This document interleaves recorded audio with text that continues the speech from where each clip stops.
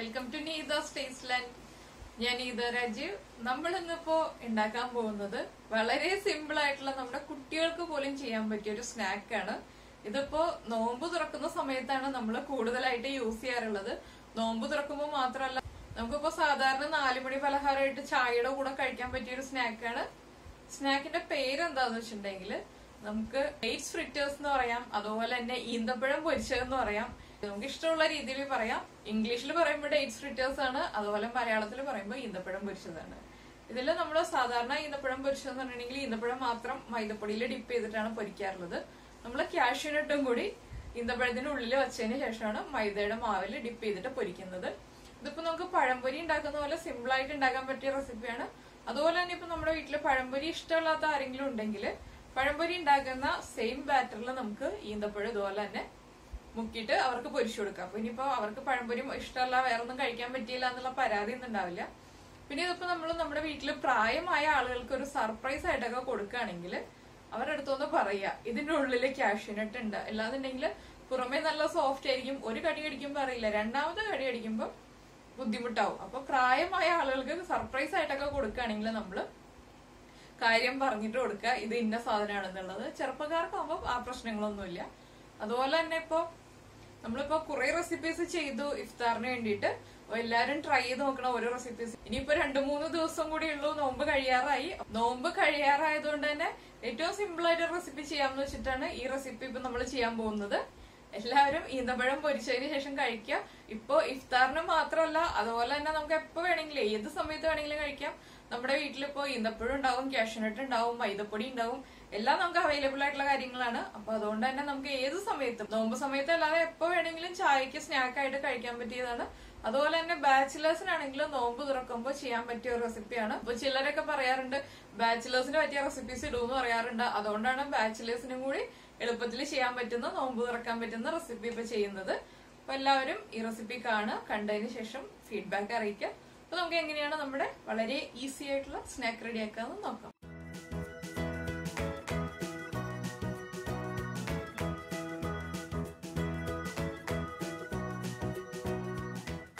നമ്മുടെ cashew nut and ഈന്തപ്പഴം പൊരിക്കുന്നതിന് ആവശ്യമായിട്ടുള്ള ഇൻഗ്രീഡിയൻസ് നോക്കാം.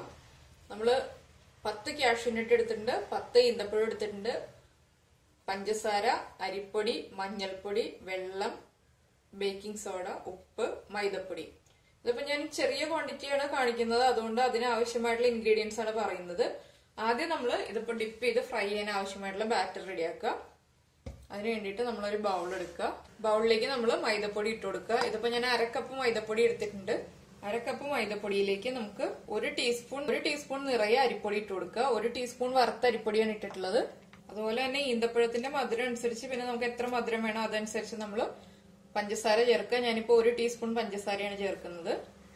1 പിഞ്ച് ഉപ്പ്, 1 പിഞ്ച് ബേക്കിംഗ് സോഡ, 1 പിഞ്ച് മഞ്ഞൾപ്പൊടി. വളരെ കുറച്ചേ ചേർക്കുന്നുള്ളൂ. എന്താണെന്ന് വെച്ചാൽ നമ്മുടെ ബാറ്ററിന്റെ കളർ വ്യത്യാസം വരണ്ട, ഒന്ന് ചെറിയൊരു ലൈറ്റ് ആയിട്ട് ഒരു യെല്ലോ ഷെയ്ഡ് വരണം. ആ രീതിയിലാണ് ഞാനിപ്പോ മഞ്ഞൾപ്പൊടി ചേർത്തിട്ടുള്ളൂ.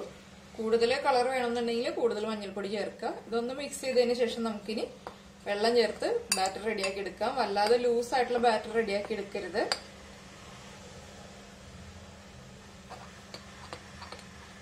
കുറച്ചായിട്ട് വെള്ളം ചേർത്ത് റെഡിയാക്കി എടുക്കുക. നമ്മൾ നമ്മുടെ ബാറ്റർ റെഡിയാക്കി എടുത്തിട്ടുണ്ട്. ഈ ഒരു കൺസിസ്റ്റൻസിയിൽ നല്ല തിക്കായിട്ടുള്ള ബാറ്റർ ആയിട്ടാണ് ഞാൻ ചെയ്തെടുത്തിട്ടുള്ളത്. ഇങ്ങനെയാണെങ്കിൽ നമുക്ക് ഈന്തപ്പഴം ഡിപ്പ് ചെയ്ത് ഫ്രൈ ചെയ്യുമ്പോൾ കറക്റ്റ് ആയിട്ട് ആ ഒരു കോട്ടിങ് കിട്ടുള്ളൂ. ഇനിയിപ്പോ നമുക്കിതൊരു സൈഡിലേക്ക് മാറ്റി വെക്കാം. ഇനിയിപ്പോ നമ്മൾ ചെയ്യാൻ പോകുന്നത് എന്താണെന്ന് വെച്ചിട്ടുണ്ടെങ്കിൽ മധുരമുള്ള ഈന്തപ്പഴമാണ് എടുത്തിട്ടുള്ളത്. അപ്പൊ മധുരം കുറവുള്ള ഈന്തപ്പഴമാണെങ്കിൽ നമ്മൾ ഷുഗറിന്റെ അളവിൽ വ്യത്യാസം വരുത്തുക. ഈന്തപ്പഴം ഒന്ന് പതുക്കെ കട്ട് ചെയ്ത് കൊടുക്കുക. ഇതിന്റെ ആ സീഡ് ഒന്ന് റിമൂവ് ചെയ്യുന്നതിന് വേണ്ടിയിട്ടാണ് നമ്മൾ കട്ട് ചെയ്യുന്നത്. കട്ട് ചെയ്തതിന് ശേഷം ഇതിന്റെ ഉള്ളിൽ നിന്ന് സീഡ് എടുത്ത് മാറ്റാം. അതിനുശേഷം ഒരു കാഷ്യൂനട്ട് എടുക്കുക. സീഡിന് പകരം കാഷ്യൂനട്ട് വെച്ച് കൊടുക്കുക. നന്നായിട്ടൊന്ന് പ്രസ് ചെയ്ത് കവർ ചെയ്തെടുക്കുക. അതുപോലെ നമുക്ക് ഓരോ ഈന്തപ്പഴത്തിന്റെയും സീഡ്സ് റിമൂവ് ചെയ്യുക, പകരം കാഷ്യൂനട്ട് വെച്ച് കൊടുക്കുക. അത് നമ്മൾ ആദ്യം ബാറ്റർ റെഡിയാക്കി വെച്ചിട്ട് ഇത് ചെയ്യുകയാണെങ്കിൽ നമുക്ക് വളരെ എളുപ്പത്തിൽ തന്നെ ചെയ്തെടുക്കാൻ പറ്റും. ഇതിങ്ങനെ വെച്ചിട്ട് ജസ്റ്റ് ഒന്ന് പതുക്കെ പ്രസ് ചെയ്ത് കൊടുക്കുക. ഞങ്ങൾ കഴിഞ്ഞ ദിവസം ഗുരുവായൂർ എപ്പോഴുണ്ടല്ലോ ഒരു ചെറിയൊരു കോമഡി സംഭവിച്ചു. കോമഡി ആയിട്ട് എല്ലാവർക്കും തോന്നുമെന്ന് എനിക്കറിയില്ല, പക്ഷെ ഞങ്ങൾ ചിരിച്ചിരിച്ച് വല്ലാതെ വിഷമിച്ചു. ചിരിച്ചിരിച്ച് സൗണ്ട് തന്നെ മാറിപ്പോകുന്ന അവസ്ഥയിലേക്ക് എത്തി. എന്താ സംഭവം വെച്ചാല് രാവിലെ വീട്ടിൽ നിന്ന് പോയപ്പോ സെൽഫി സ്റ്റിക്ക് എടുക്കാൻ മറന്നുപോയി. ഒരു കളമശ്ശേരി ഒക്കെ കഴിഞ്ഞപ്പോഴാണ് തോന്നുന്നു സെൽഫി സ്റ്റിക്കിന്റെ കാര്യം ഓർത്തത് തന്നെ. ഭയങ്കര ധൃതി പിടിച്ച് പോയതായിരുന്നു. അപ്പൊ എന്താന്ന് വെച്ചാല് നമുക്ക് തൃപ്രയർ ചെല്ലുമ്പോ വാങ്ങിക്കാം, അങ്ങനെയാകുമ്പോ കുഴപ്പമില്ലല്ലോ, എല്ലായിടത്തും സെൽഫി സ്റ്റിക്ക് അവൈലബിൾ ആണല്ലോ എന്ന് വിചാരിച്ചിട്ട് തൃപ്രയർ ചെല്ലുമ്പോ വാങ്ങിക്കാന്ന് പറഞ്ഞിട്ട് ഇവിടുന്ന് പോയി. പക്ഷെ തൃപ്രയർ എത്തിക്കഴിഞ്ഞിട്ട് 1-2 ഷോപ്സിലൊക്കെ നോക്കിയിട്ട് അവിടെ ഒന്നും സെൽഫി സ്റ്റിക്ക് ഇല്ല. അപ്പൊ വിചാരിച്ചു എന്നാൽ ഗുരുവായൂർ പോകുമ്പോ എന്തായാലും ഗുരുവായൂർ കുറെ ഷോപ്സ് ഉണ്ടല്ലോ, അപ്പൊ ഗുരുവായൂരിന്ന് വാങ്ങിക്കാന്ന് പറഞ്ഞിട്ട് ഞങ്ങള് തൃപ്രയർ കിട്ടിയില്ല, ഗുരുവായൂരേക്ക് പോയി. അപ്പൊ ഗുരുവായൂർ എത്തിക്കഴിഞ്ഞിട്ട് അവിടെ ഷോപ്സിന്റെ ഫ്രണ്ടിലൊന്നും ഇങ്ങനെ ഹാങ് ചെയ്തൊന്നും ഇട്ടിട്ടില്ല. കുറെ ടോയ്സ് ഒക്കെ നമ്മള് എന്താ പറയാ കുട്ടികൾക്ക് ആവശ്യമുള്ള ടോയ്സോ അതുപോലെ തന്നെ വീടുകളിലേക്ക് ആവശ്യമുള്ള ചില സാധനങ്ങൾ, അങ്ങനെ പല സാധനങ്ങളും കണ്ടു. ഇപ്പൊ മാല വള അതുപോലെയുള്ള സാധനങ്ങളൊക്കെ കണ്ടെങ്കിലും സെൽഫി സ്റ്റിക്ക് ഒന്നും കണ്ടില്ല. അപ്പൊ 1-2 ഷോപ്സിൽ ചോദിച്ചപ്പോ ഇവിടെ ഇല്ല, അടുത്ത എവിടെയെങ്കിലും ചോദിക്കുമെന്ന് പറഞ്ഞു. അങ്ങനെ ഞങ്ങളിങ്ങനെ മുന്നോട്ട് നടന്നു. ഒരു കിഴക്കിയ നടയിലാണ്, പക്ഷെ ഞാൻ ആളെ കളിയാക്കാൻ വേണ്ടി പറയല്ല കേട്ടോ, ജസ്റ്റ് ഉണ്ടായൊരു അനുഭവം പറയാണ്. കിഴക്കിയ നടയിൽ ഒരു ചേട്ടൻ ഒരു ഷോപ്പിന്റെ ഫ്രണ്ടിൽ നിൽക്കണ്ടായിരുന്നു. അധികം പ്രായമൊന്നുമില്ല ചേട്ടന്, പറയുമ്പോ നമ്മള് റെസ്പെക്ട് കൊണ്ട് ചേട്ടൻ എന്ന് പറയണല്ലോ, അതുകൊണ്ടാണ് ഞാൻ ചേട്ടൻ എന്ന് പറഞ്ഞ. അപ്പൊ ചേട്ടന്റെ അടുത്ത് ചോദിച്ചു, ചേട്ടാ ഇവിടെ അടുത്ത എവിടെ സെൽഫി സ്റ്റിക്ക് കിട്ടുക, ഇവിടെ എവിടെയെങ്കിലും കിട്ടുമോന്ന് ചോദിച്ചു. അപ്പൊ ചേട്ടൻ 2 സെക്കൻഡ് ഇങ്ങനെ ഒന്ന് ആലോചിച്ച് നിന്ന് കഴിഞ്ഞിട്ട് പുട്ടുകുത്തുള്ള കോലല്ലേ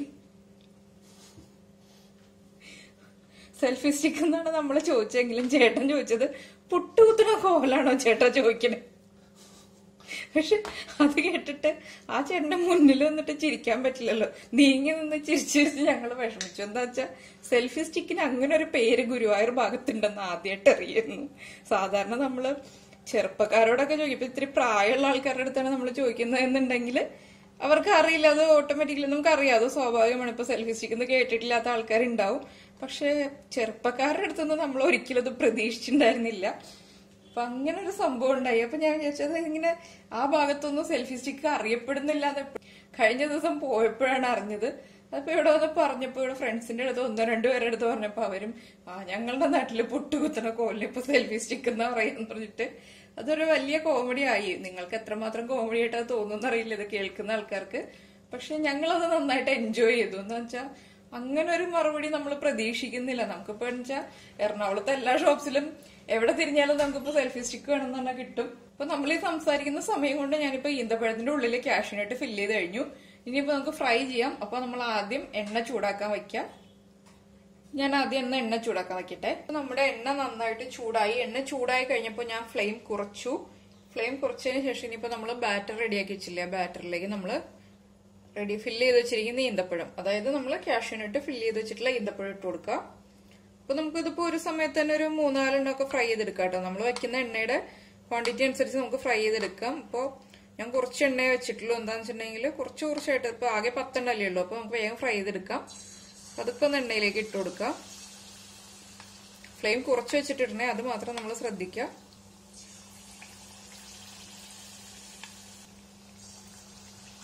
ഞാനിപ്പോ ഒരു 3 എണ്ണ ഇട്ടിട്ടുള്ളൂ. അടുത്തത് നമുക്കൊരു 2 ബാച്ചും കൂടി ആയിട്ട് ഇട്ടിട്ട് ഫ്രൈ ചെയ്തെടുക്കാം. ഇനി ഫ്ലെയിം ചെറുതായിട്ടൊന്ന് കൂട്ടി വയ്ക്കാം. ഒന്ന് നമ്മുടെ ഈ ബാറ്ററിന്റെ കളർ ഒന്ന് ചേഞ്ച് ആയാൽ മതി. എന്ന് വെച്ചാൽ അധികം കുക്കിംഗ് ടൈം ഒന്നും ഇല്ലാത്തൊരു റെസിപ്പിയാണിത്.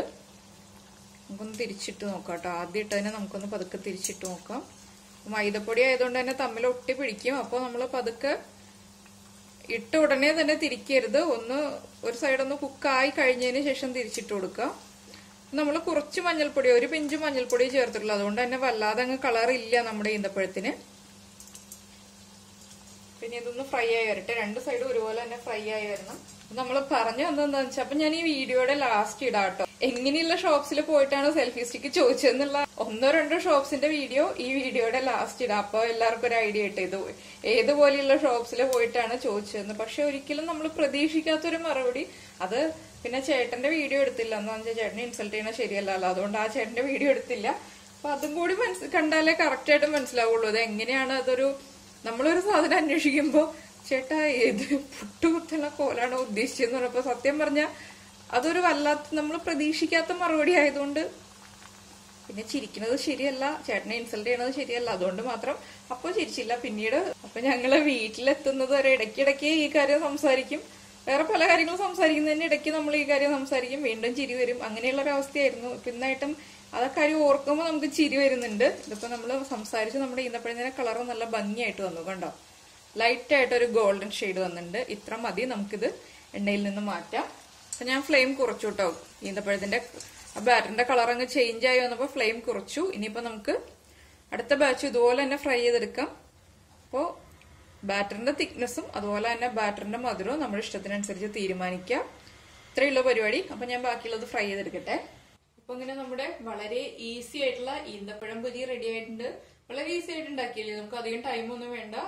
ഏറ്റവും എളുപ്പത്തിൽ ചെയ്യാൻ പറ്റുന്ന റെസിപ്പിയാണ്. ഇഫ്താറിലെ ഏറ്റവും ഈസി ആയിട്ട് ചെയ്യാൻ പറ്റുന്ന റെസിപ്പികളിൽ ഒന്നാണിത്. അപ്പൊ എല്ലാരും ട്രൈ ചെയ്യുക. ട്രൈ ചെയ്തതിന് ശേഷം ഫീഡ്ബാക്ക് അറിയിക്കാം. അപ്പൊ നമുക്ക് അടുത്ത ഡിഷുമായിട്ട് അടുത്ത ദിവസം കാണാം. ബൈ.